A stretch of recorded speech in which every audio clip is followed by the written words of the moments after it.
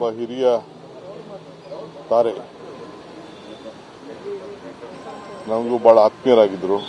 ಅವ್ರ ಕುಟುಂಬ ಎಲ್ಲ ಬಹಳ ಹತ್ತಿರದಿಂದ ಬಲ್ಲೆ.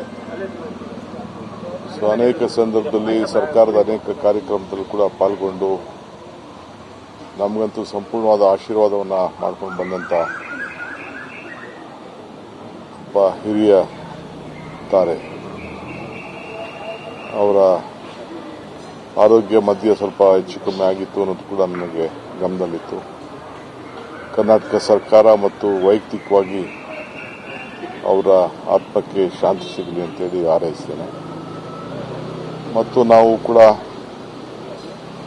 ಅವರ ಬೇಕಾದಷ್ಟು ರಾಜ್ಕುಮಾರ್ ಅಲ್ಲದೆ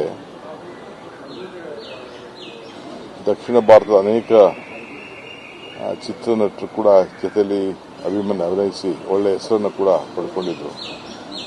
ಅವರು ಇಡೀ ನಮ್ಮ ದಕ್ಷಿಣ ಭಾರತಕ್ಕೆ ಒಂದು ದೊಡ್ಡ ಗೌರವವನ್ನು ತಂದುಕೊಟ್ಟಂತ ಒಬ್ಬ ಹಿರಿಯ ನಟಿ.